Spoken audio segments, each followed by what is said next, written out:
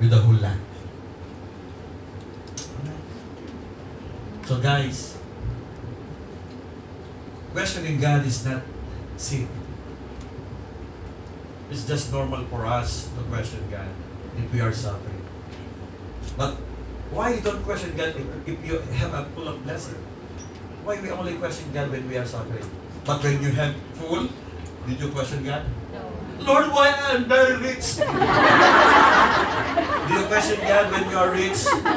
Lord, why I'm so handsome? Lord, do you question God? Why? Why you don't question God if you have full? Lord, why I'm very strong? Did you ask God that question? If you are strong, if you are rich, if you're okay? It's unfair. Yeah. Why we only question God when we are suffering?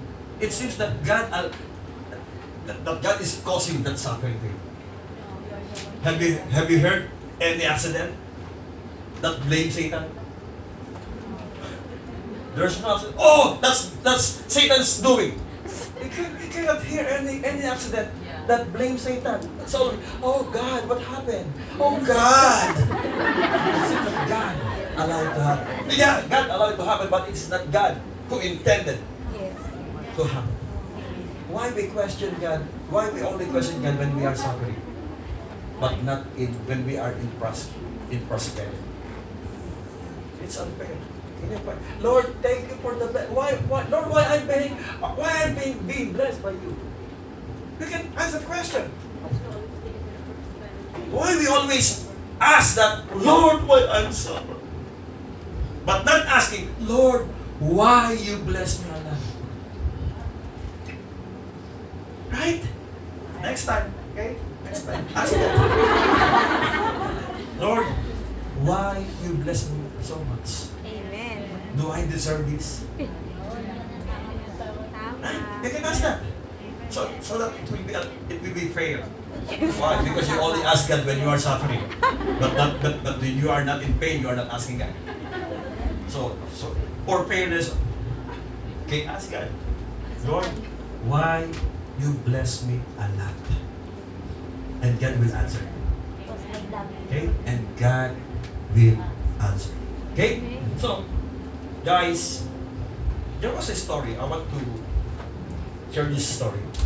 There was a town in the Philippines, and the church there has a big bell, and the people they love to hear the sound of the bell every 12 noon. The people are trying to hit the bell so that the sound is very good. Every time they hear the sound of the bell, the people are going outside of the house and, wow, the sound is good. The sound of the bell is so good. But something happened. There was an earthquake happened in the town, and the bell fell on the ground, and there's a crack. So they immediately put that bell on the tower, so that every noon, or rather 12 noon, they will hit again the bell and to hear the good sound. But when they hit the bell after the earthquake, it sounds different. And the people is so sad. What happened to our bell? Why the sound is different from before? And the priest says, because there's a crack. So they are trying to fix this bell with their own strength, but the same sound, the good sound was lost. And when they hit again and hit again, the people are mourning. What happened to our bell? There was an expert in the place and said to the people, the only way to bring back the good sound of the bell is to melt it. The only way to bring back the good sound of the bell is to melt it again and pattern again to the right pattern.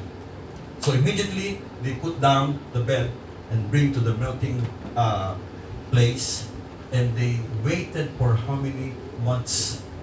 And thank God, the bell was done, and they put it again on the tower, and the people are outside their houses, and they wanted to hear for the first time again the sound of the melted and fixed bell.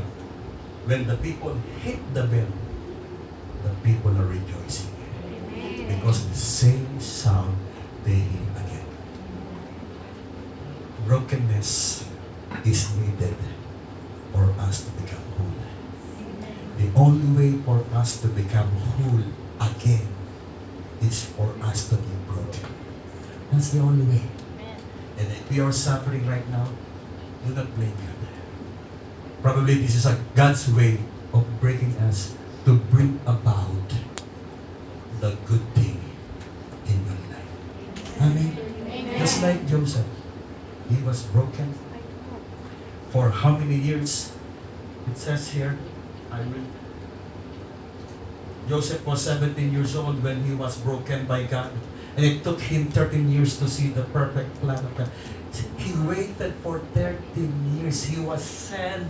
He was sold when he was 17 years old. And when he became the minister of Egypt, he was 30. So imagine for 13 years, God is breaking him. Can you handle that? 13 years? Probably you have a problem for 1 week, you are giving up. But this man, for 13 years, he handles this kind of suffering. Look, do not question God if we are experiencing trials or troubles in every way. It is designed by God for us to know and understand His divine will in our lives. When your feet are experiencing pain with your shoes, it is not the shoes who has the problem, but your feet. Why? Yeah, right? The same size. When you bought your shoes, 8 size, 8 inches, the same size. When you get getting old, it's the same size. It's your feet is getting bigger. It's not the shoes has the problem. Your feet is getting bigger. So therefore, your feet is no longer fitted to your shoes. So buy a new one. So don't cut your. It is more suffering. That's a human-made suffering. So that it's not the shoes that has a problem. It is your feet. It's getting bigger. So what do you mean by that? Do not ask God, Lord. Do not blame others. Do not point your fingers to others because of her, because of you. No, God is allowing you to experience that so that you may see His divine purpose in your life. Amen. The same with Joseph. We are not familiar with change. That is why we react immediately. Right? Can I hear some? Yes? Yes. We are not familiar with change. That is why we react immediately. Remember this, when you are in God's will, even though there are pains and suffering, He will fulfill His perfect plan. The same with Joseph. For 13 years. For 13 years. He suffered a lot. Did he question God? Is there anything you read in the Bible, in the book of Genesis, chapter 39 to 41 to 42, that Joseph blamed God? Lord, I serve you a lot. I serve you with my whole heart. Do I deserve to suffer this? We will never hear any single complaint to Joseph. Why? He knew that from the very start, his dream was intended by God. And his dream, when he told that dream, it is intended by God. That even in his young age, he tell his dream to his father, to his mother, to his siblings. That's the only way for him. It's like with your shoes. It is not the shoes that has the problem, but your feet is no longer fitted to you. So Joseph is not fitted in his family that very moment. He needs to be thrown to Egypt for him to understand the divine purpose of God brokenness is necessary for us to become whole again. Can we all rise up? It says here, as I conclude, may I call our musician? Brokenness brings us to wholeness. It says here, just like Joseph, although pain and sufferings are part of his life, God is always with him to fulfill his plan. Rest assured that when we are being broken, God will bring out something great in us. Are you being broken by God now? That's God's way. That's the only way. Without His squeezing, there is no perfume. Without His squeezing, there is no juices. That's the only way. There's a song here. We will sing the song. It says here, "Have thine own way, Lord."